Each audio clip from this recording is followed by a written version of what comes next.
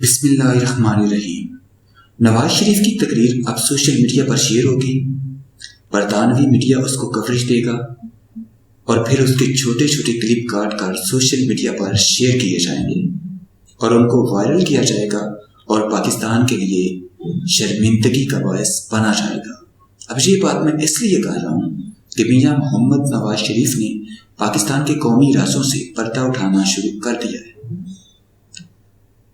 ان کی ایک سٹیٹمنٹ جو انہوں نے میڈیا کو دی آپ نے بھی سنی ہوگی، جس میں میاں محمد نواز شریف کہہ رہے ہیں کہ پاکستان کا کروز میزائل نواز شریف نے بنایا۔ نواز شریف نے کیسے میزائل بنایا؟ بڑی حیرت کی بات ہے۔ کیا میاں محمد نواز شریف میزائل ٹیکنالوجی کو جانتے ہیں؟ اور سب سے بڑی حیرت انگیز بات یہ ہے کہ 2005 میں پاکستان نے کروز میزائل کا کامیاب تجربہ کیا، جس ٹائم میاں محمد نواز شریف سعودی عرب میں جلا وطنی کی زندگی گزار رہے تھے۔ ویڈیو کی تفصیل میں جانے سے پہلے نئے آنے والے دوستوں سے گزارش ہے کہ پہلے ہمارے چینل کو سبسکرائب کریں اور ساتھ میں بیل کے نشان کو دبائیں۔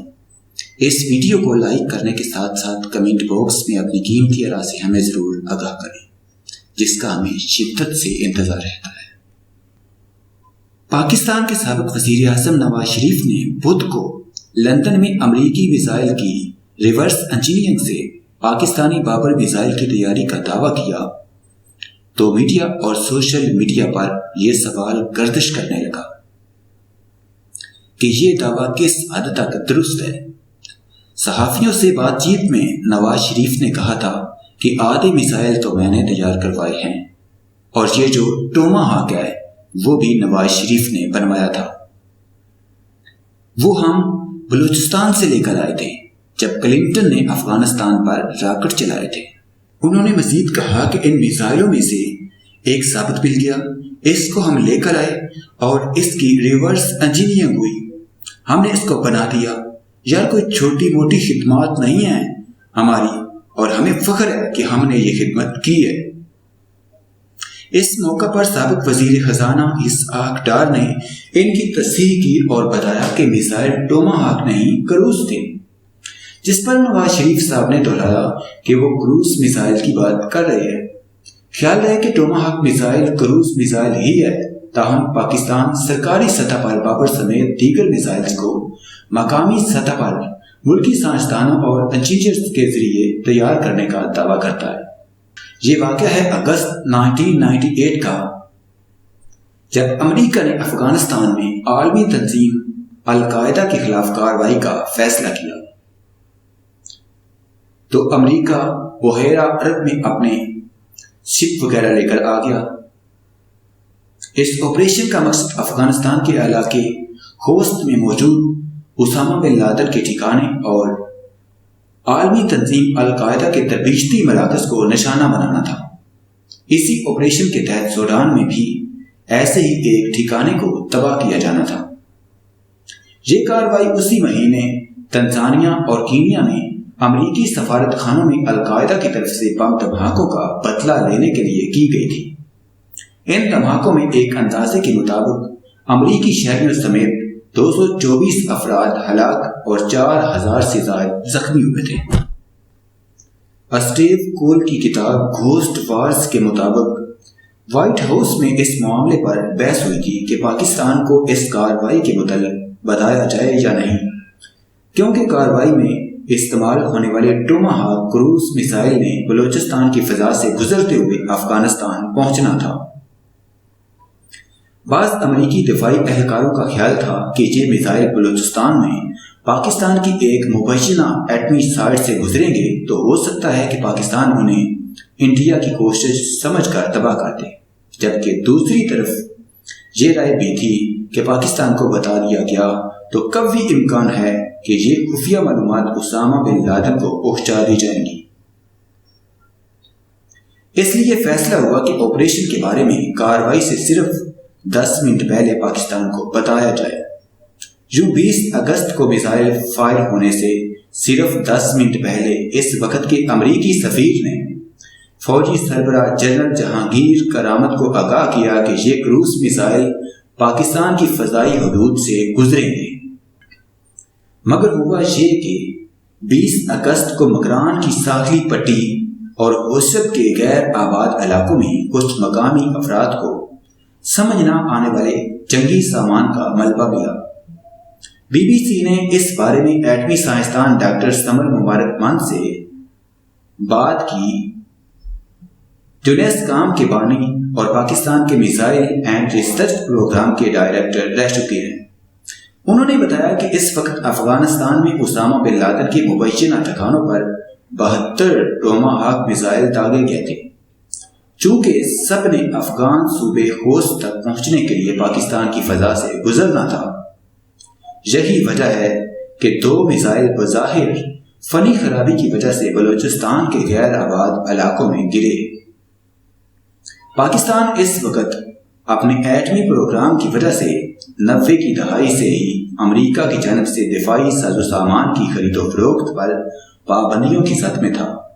اس برس پاکستان نے ایٹمی دھماکے کیے تو یہ دفاعی اور معاشی پابندیاں مزید سخت ہو چکی تھی۔ اس وقت کے اخبارات کے مطابق امریکی کروز میزائلز ٹوماہاک کا ملبہ بلوچستان میں مکران کی ساحلی پٹی کے قریب غاران کے علاقے میں 2 مختلف مقامات پر ملا تھا۔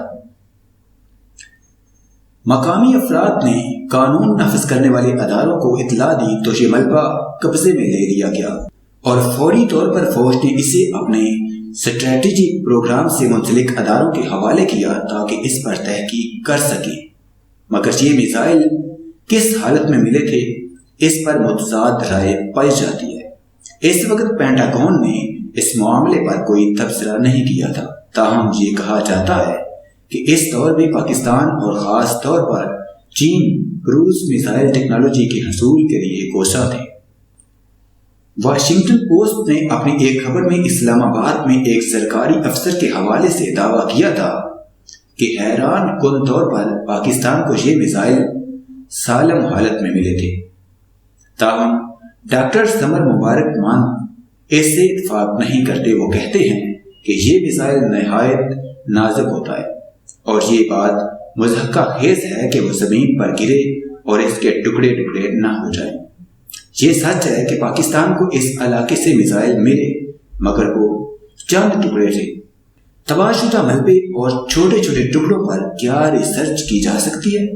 ڈاکٹر ثمر مبارک مند بتاتے ہیں کہ پاکستان سے امریکہ نے یہ ملبہ واپس مانگا بھی نہیں تھا، ہمارے پاس امریکہ کی ایسی کوئی درخواست آئی ہی نہیں تھی، اور دوسرا یہ کہ یہ تو محض کوڑے کرکٹ کا ڈھیر تھا جو بے سود تھا۔ امریکہ ملبہ مانگتا تو واپس بھی کر دیتے۔ واضح رہے کہ اس وقت کے امریکہ کے محکمہ دفاع کے اہلکاروں نے کہا تھا کہ اگر ایسا ہوا بھی ہے تو یہ خطرے کی بات نہیں، کیونکہ ٹوماہاک طویل عرصے سے اوپن مارکیٹ میں موجود ہے۔ یہاں تک عراق میں جنگ کے دوران کئی میزائل ضائع ہوئے، مگر عراق یا کوئی اور ملک اس کی ریورس انجینئرنگ نہیں کر سکا۔ ایک سابق امریکی فوجی لیفٹیننٹ جنرل تھامس جی نے کہا تھا کہ یہ میزائل ایک شیشے کی مانند ٹوٹ کر گرتا ہے، یہ بہت نازک ہوتا ہے۔ تاہم 2009 میں امریکی اخبارات میں یہ خبریں شائع ہوئی تھیں کہ امریکہ کی انٹیلیجنس ایجنسیز کو پاکستان کے ایک ایسے میزائل تجربے کے بارے میں اطلاعات ملی ہیں جسے خفیہ رکھا گیا تھا۔ امریکی انٹیلیجنس نے خدشہ ظاہر کیا تھا کہ پاکستان نے 1980 کی دہائی میں امریکہ سے خریدے گئے ہارپون نامی میزائل کی ریورس انجینئرنگ کی ہے۔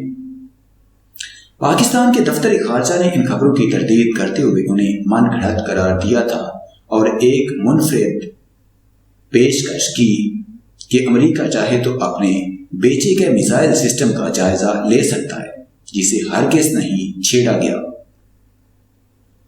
اس وقت کے وزیر خارجہ نے کہا تھا کہ پاکستان اپنا میزائل سسٹم بنانے کی مکمل صلاحیت رکھتا ہے اور پاکستانی سائنسدان اس کام پر عبور رکھتے ہیں۔ یہ خبریں پاکستان کی جانب سے بابر کروز میزائل کے تجربے کی بعد منظر عام پر آئی تھی۔ واضح رہے کہ بابر میزائل کی صلاحیت اور ڈیزائن ہارپون اور ٹوماہاک میزائل سے مشابہت رکھتا ہے۔ واشنگٹن پوسٹ کے مطابق اس وقت پاکستان کے ایک سینئر افسر نے اس میزائل کے ملبے کو خدا کا تحفہ قرار دیا تھا، تاہم یہ بھی وضاحت کی گئی تھی کہ ابھی یہ علم نہیں کہ یہ میزائل کس حالت میں ملا تھا۔ ڈاکٹر صبر مبارک مند اس بیان پر رائے دیتے ہوئے کہتے ہیں کہ یہ بیان غلط ہے کہ پاکستان نے ٹوماہاک کو ریورس انجینئر یا نقل کیا۔ یہ تکنیکی طور پر بھی ممکن نہیں، کیونکہ ساخت کبھی کر بھی نہیں تو اصل کام تو سافٹ ویئر کا ہوتا ہے، جس کا مکمل کنٹرول مینوفیکچرر کے پاس ہوتا ہے۔ وہ کہتے ہیں کہ پاکستان کے سائنسدانوں نے خود دن رات ان پروگرامز پر کام کیا ہے اور مقامی سطح پر یہ میزائل تیار کی ہیں۔ خیال رہے کہ بابر کروز میزائل پر کام کا آغاز سن 2000 کے بعد شروع ہوا تھا اور 2005 میں بابر 1 کا کام شاف تجربہ کیا گیا تھا۔ پاکستان نے 2017 میں سمندر کی تہہ سے زمین پر مار کرنے والے اور سٹیلتھ ٹیکنالوجی کے حامل بابر 3 کروز میزائل کا تجربہ کیا تھا، اور اس طرح یہ دنیا کا 5واں ملک بن گیا تھا جس نے اپنا ٹرائٹ مکمل کیا، یعنی پاکستان نے زمین، فضا اور سمندر کی تہہ سے ایٹمی ہتھیار فائر کرنے کی صلاحیت حاصل کر لی تھی۔ اس وقت پاکستانی فوج کے شعبہ تحقیقات عامہ ISPR نے اپنے ایک بیان میں کہا تھا کہ بابر کروز 3 میزائل اپنے ہدف کو 100% تک درست نشانہ بناتا ہے۔ اس خاصیت کی وجہ سے یہ میزائل ایٹمی کے بجائے روایتی وار ہیڈ بھی لے جا سکتا ہے۔ ڈاکٹر صبر مبارک مند کہتے ہیں کہ یہاں تک تو بات درست ہے کہ جب بھی کوئی اسلحہ خریدنا ہو یا میزائل کی تیاری جیسا پروجیکٹ شروع کرنا ہو تو اس سے متعلق ایک تفصیلی رپورٹ وزیر اعظم کو پیش کی جاتی ہے، جس میں اس کی اہمیت، ضرورت اور اخراجات وغیرہ کے حوالے سے بریفنگ شامل ہوتی ہے۔ تو اس حد تک تو ہم کہہ سکتے ہیں کہ نواز شریف اس وقت وزیر اعظم تھے تو انہوں نے پروگرام کا بجٹ منظور کیا تھا، مگر یہ نہیں کہا جا سکتا کہ یہ میزائل ان کا خیال تھا یا انہوں نے بنایا۔ اس پر بغیر کسی ریورس انجینئرنگ کے تمام تر محنت ہمارے اپنے سائنسدانوں نے کی ہے۔ پاکستان اس وقت بیلسٹک اور کروز دونوں قسم کے میزائل تیار کر رہا ہے۔ سادہ الفاظ میں بیلسٹک میزائل کا مقصد ایک بڑے علاقے میں تباہی پھیلانا ہوتا ہے، جبکہ کروز میزائل بالعموم کسی خاص اور چھوٹی جسامت والے ہدف کو ٹھیک ٹھیک تباہ کرنے کی صلاحیت رکھتا ہے۔ بیلسٹک میزائل آواز سے کئی گنا زیادہ رفتار سے پرواز کرتا ہے، جبکہ کروز میزائل کم رفتار کے باوجود اپنی مشینی ذہانت استعمال کرتے ہوئے مطلوبہ ہدف تک جا پہنچتا ہے۔ بیلسٹک میزائل انتہائی تیز رفتاری سے انتہائی بلندی پر پرواز کے بعد کشش ثقل کو استعمال کرتے ہوئے زمین پر اپنے ہدف کو نشانہ بناتا ہے۔ کروز میزائل بیلسٹک میزائل سے سائز میں چھوٹا ہوتا ہے، تاہم اس کی رفتار بیلسٹک میزائل کے مقابلے میں خاصی کم اور سب سونک اور ہائپر سونک کے درمیان ہوتی ہے۔ یہ زمین کے انتہائی قریب ایک درخت کی اونچائی تک بھی اڑان بھر سکتا ہے، اور یہی وجہ ہے کہ یہ ریڈار سے بچ سکتا ہے۔ اس میزائل کو فعال کرنے کے بعد پرواز کے دوران اس کی سمت اور ہدف کو تبدیل بھی کیا جا سکتا ہے۔ کروز میزائل کو کلر سپر کمپیوٹرز بھی کہا جاتا ہے، کیونکہ یہ رہنمائی سے لے کر ہدف کو نشانہ بنانے تک جدید ترین کمپیوٹرائز نظام استعمال کرتا ہے۔